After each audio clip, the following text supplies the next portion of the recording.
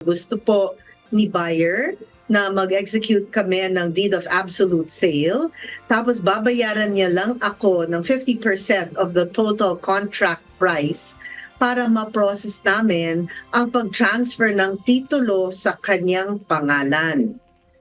May separate memorandum of agreement naman kami na babayaran niya ang kalahati pag na-release na ang titulo niya. Okay lang po ba ito? Salamat po, Attorney Vincent Paul Talaw. Galing po kay Dina. Yes, Miss Jackie. If you will ask me kung ako po yung lawyer na mag-check kung okay ba yung kontrata or hindi. Personally, hindi ko papayagan na ganun yung arrangement kasi Miss Jackie, alam mo kung bakit. Yun po kasing deed of absolute sale, ang ibig sabihin nun is absoluto na. Ibig sabihin, wala nang kailangan pang gawin para sabihin natin na may kakulangan pa doon sa nangyaring bentahan. Although, madalas pong mangyari yan, nagkakaroon ng deed of absolute sale, and then kasabay niyan may separate na memorandum of agreement. Ginagawa kasi yan dahil po doon sa requirement ng pagta-transfer ng Register of Deeds. Bago po or mag-i-start kasi yung pag-transfer sa payment ng taxes.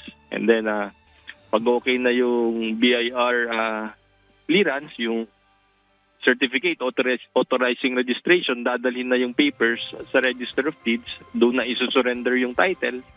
At doon na, after noon, payment ng lahat ng taxes at surrender ng title, doon na mai-release po yung panibagong title. Yun yung purpose, kaya siguro hinihingi ng buyer na i-transfer muna, saka ko bayaran yung remaining 50% paglabas na ng titulo. But then again, we beg the question, ano po ba ibig sabihin ng deed of absolute sale? Kung i-compare mo sa conditional sale, yung absolute sale, wala nang condition na naiiwan. At nakalagay din dyan na meron ng full payment nung agreed na purchase price ng property. So, siguro, kung papayag man po kayo, kasi ako personally hindi ko papayag na 50% lang babayaran tapos mag-execute ka na ng deed of absolute sale.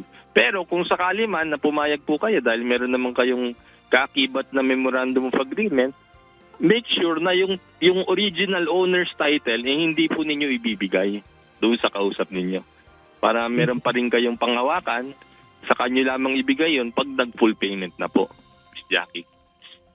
Okay. So para, Okay. ibig sabihin, attorney, Miss Jackie, para may proteksyon yung Opo. buyer. Para may protection. Okay, attorney, Miss Jackie, sandali lang po. Mahalaga ito kasi most of the time nagkakaroon ng problema dito. Tama yung sinabi ng attorney kung hindi siya papayag.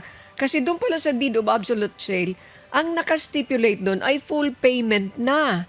Paano kung halimbawa, attorney, Miss Jackie, kung nung na-release na, tas hindi sumunod doon sa promise na bibigay niya yung additional 50%. So, mayroon na siyang panghahawakan na deed of absolute sale. Is that what you mean, attorney? Wala nang proteksyon yung seller. Tama, attorney? Pwede pong gawin yun, Miss Annie, Baka yung kausap mo hindi naman tapat sa'yo. Sasabihin, may absolute sale na bakit pa, humihingi ka pa ng payment? Yun mahirap na mangyari, maiwasan. So, much better, dagdag protection pa. Wag mo muna ibigay yung owner's duplicate title. Yun yung mahalaga, yung titulo Kasi hindi po kayo bibigyan ng Register of Deeds ng panibagong titulo kung hindi po isusurrender yan. So, napakahalaga yan. Wag niyo pong ibibigay yan hanggat hindi nyo nakukuha yung kabuhang bayad.